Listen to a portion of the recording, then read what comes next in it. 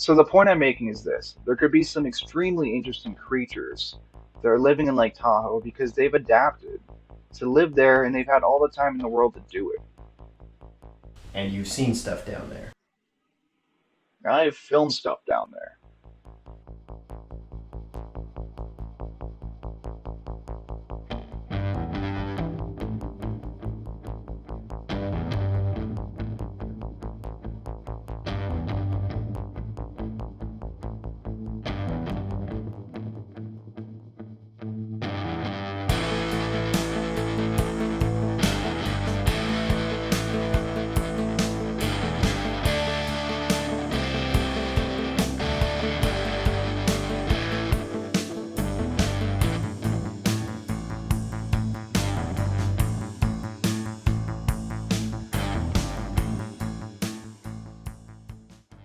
It's impossible to see clearly or identify what kind of fish it is.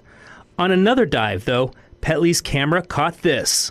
Lights on. 3, 2, 1. One of the biggest accomplishments that I think we've achieved was filming life at the bottom of Lake Tahoe. When I first started, everyone was saying there's no life down there. You're not going to be able to film anything because life doesn't exist down there. So the Mackinac is filmed at 1,650 feet.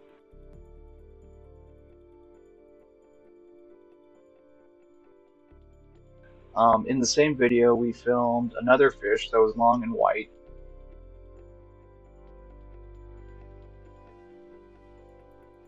The jellyfish were filmed at 1,650 feet.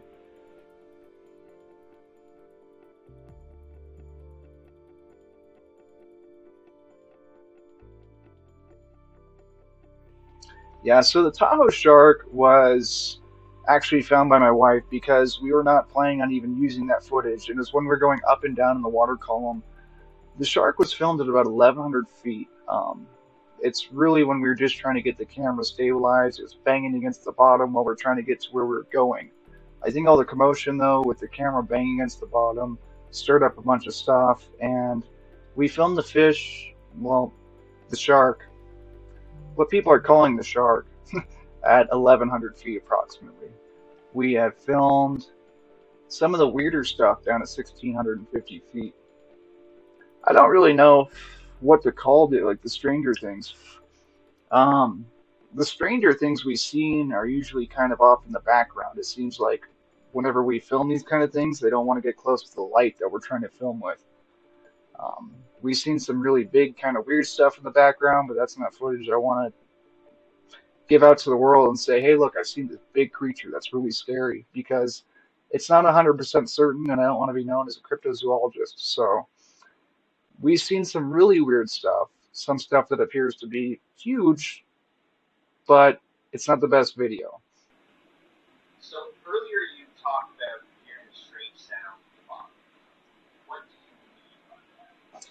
Well, several months ago, I posted some of the footage I had on YouTube, some of the raw footage, and some people came back to me saying that they've heard something, which was kind of odd for me because I never listened to the audio in the clips. I didn't expect there to be any audio in the clips. So what they heard was a clicking noise, which I'm pretty certain now, through talking to several people, I think it's echolocation.